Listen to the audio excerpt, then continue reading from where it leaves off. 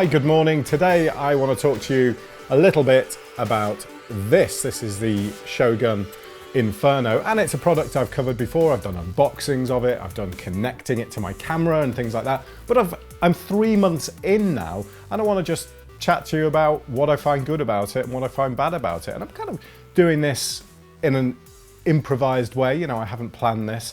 I've just sat down and I'm just going to talk about it now. So yeah, this, for those of you that don't know, this is a ProRes and DNX or DNxHR external recorder, which allows you to capture to SSD drives in the back here, suitably fast SSD drives, anything up to 4K 60p. Now, I mentioned on a GH5 video the other week, which is up here or here, I can't remember which it'll be, and you'll be able to record at 4K 60p on the GH5. So that's now come to a really small camera. But this is what I use to do that job, and it can support any sort of resolution really, up any of the normal resolutions up to that frame rate and size. And it does of course also support 4K DCI as well, so you can support the wider aspect ratio and the 4096 by 2160 rather than the 3840 by 2160.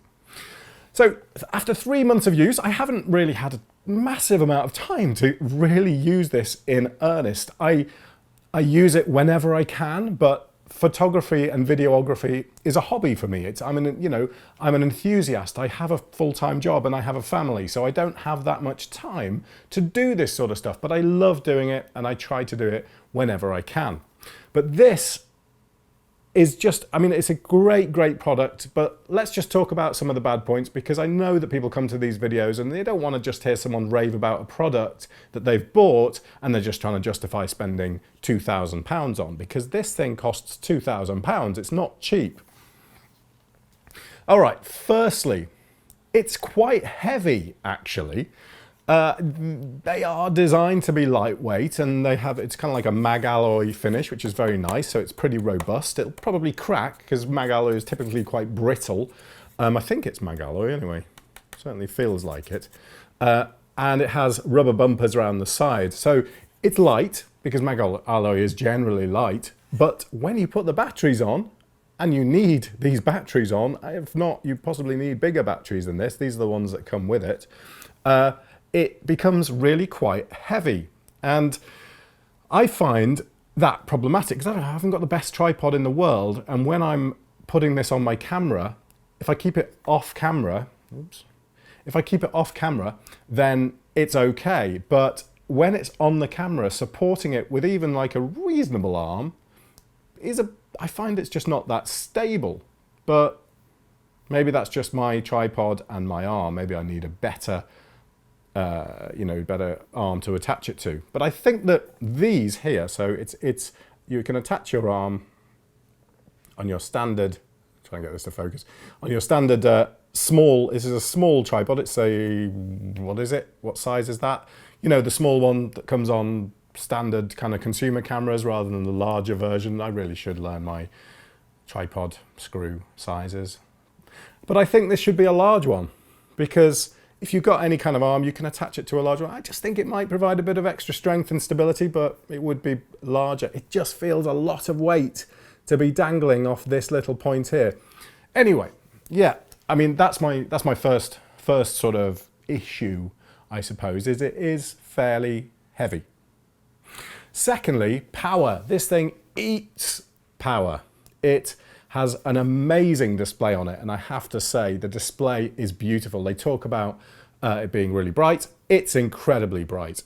Nit values is 1500, and if you look at specs of other products and look for nit values, they're kind of boasting about 1000 nit, 1200 nit. This is a 1500 nit display, and it's really good, because I've never needed to use, admittedly I've only used it in kind of the winter season when the sun isn't like bang down on this northern hemisphere anyway, and I've never had to use any kind of sun hood. I've never found myself doing this. You can see what you're doing, and if you can adjust the brightness so you don't use quite as much power quite easily.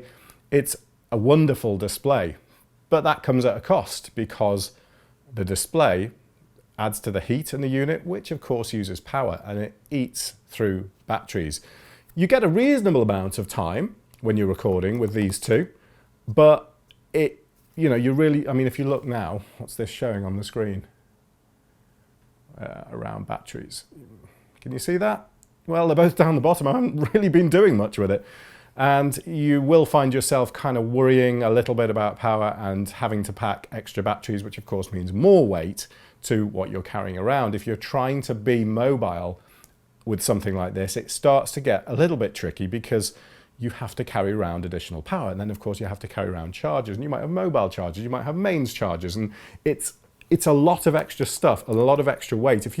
I've also got some larger batteries, which again I did a video on a while back, which kind of come out about this far. They're kind of 6,800 milliamp hours rather than these, which are the 5,200 milliamp hours. If I can get that back on, will that go back on? Nope, that's not going to go back on. I'm not sure why. There we go. Fine. Oh, did that turn off then? No. So I think that power can be a bit of a struggle. And a lot of that, as I say, comes down to the display, but it also comes down to just heat in general. This, you see at the top of here, if I can hold that against the light, this is just a big fan in there with a heatsink, that kind of classic coppery type heatsink color in there. And this is where the air gets pushed out. But the whole case kind of acts as a heatsink in some way. But what I do notice is well, I suppose these are SDI connectors, aren't they? But the BNC ports, as I suppose I originally know them, these get incredibly hot. I don't know what these are attached to so directly, but they are, when this has been in use for a while, these get like burning hot to touch. It's a little bit odd. Just don't know if it's just the way they've designed it intentionally, thinking, well, it's really not a problem for them to get hot, because probably isn't. But to me, it just seems like, it seems odd that this bit on top is fairly hot, but the plugs on the bottom here, the sockets rather, on the bottom are getting like amazingly hot. So that's not ideal. Oh, I've just realized I've put that battery on wrong. That's not going to do it any good, is it? Come on, where will this go on? Oh, that's it. It was as simple as that. Fine. Right, of course, HDMI, it's HDMI 2 to carry the suitable bandwidth for 4K 60p. You will need HDMI 2, and it's full-size HDMI, which is great, but of course HDMI is still fragile. There is no locking mechanism here. There's no way of supporting the cable in any particular way. You can of course do that on your camera yourself, but it'd be nice if there was some kind of little way of clipping the cable, because they're fragile, and if they break, this thing is ruined. But of course it carries it supports SDI as well, up to 12G, which would allow you to carry the same amount of bandwidth, but my camera won't output that, and I think a lot of cameras won't output that for the people who will be using this. If you are looking for portability, it's unlikely that you're going to have a camera that's going to be outputting all of these. So yeah, you're left with HDMI. Having said that, I haven't found it in practice to be quite as bad as I thought. I've actually dropped this once, and I kind of dropped it so it didn't hit the HDMI port, but it certainly put a bit of impact on it, and it was absolutely fine. So maybe it's not as bad as people think, but be careful with it, because you're going to be stuck, I would say, if that breaks. So yeah, this video is more about my experience of using it. I'm not talking about functionality here. I'm not talking about so much about the things you can do on it. That's not the point of this video. Other than that, I find it to be absolutely reliable. The operating system is great. It's never failed. It's never not done something I've wanted it to do. It's never messed up a recording. This is using a 1 terabyte Extreme Pro SSD from SanDisk, and that has been absolutely fine for me so far. It's been perfect. I love it. And I do have a spare 256 gig one as well, but the media's probably, for this, was about £300 or £400, so you don't want to necessarily have a massive stack of these unless you need them. Of course, if you need them for a project, you'll invest the money in them. But for me, a one terabyte and a 256 gig drive as a backup is more than enough, more than I will ever need. As usual, the recorder comes with its XLR in and out, so it comes with a provided cable that has XLR balance line in and out for mic and line level. That is brilliant. It's very nice to record the 48K 24-bit directly onto the recorder because everything's done, it's synced. You've got loads of nice settings in here around which channel you record and which one you monitor, and you can set that up pretty much exactly as you want it.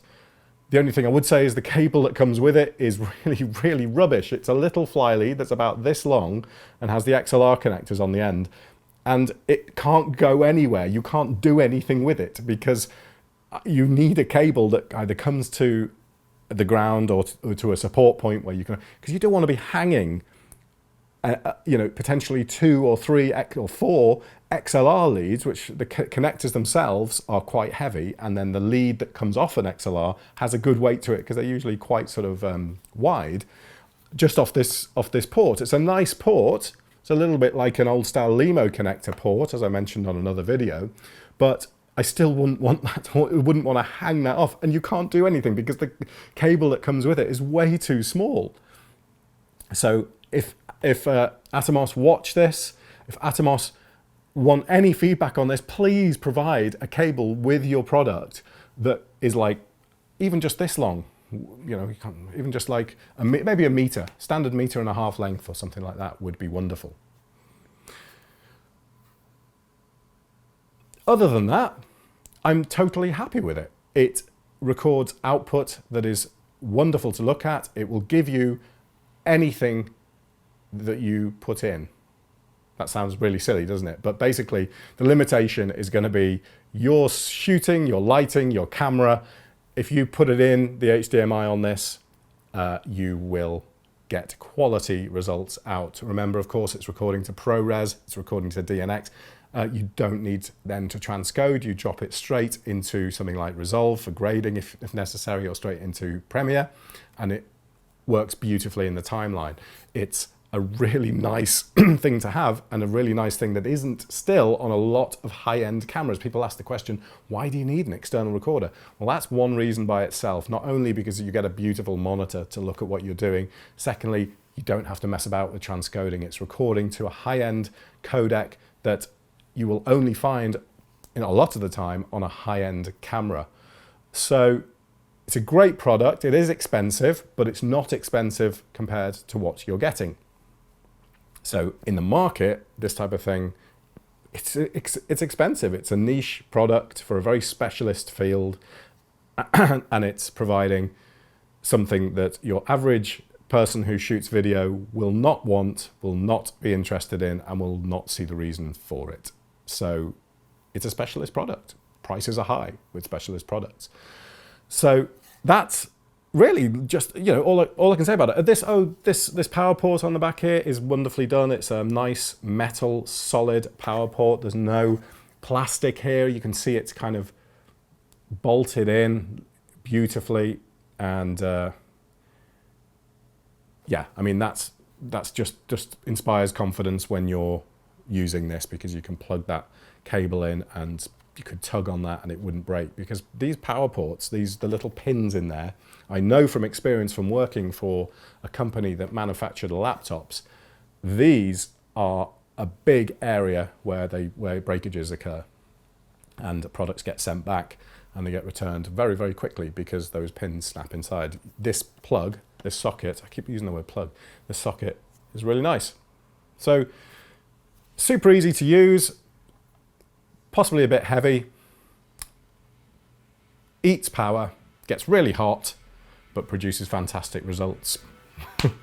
I know that's a pretty broad review of the product, and it isn't a review of the functionality of the product, But thank you for watching, and if you have got one of these or you use another Atomos product, please do comment below and let me know what you think about it, what you like about it. And if you like the channel, please subscribe, and I'll catch you soon.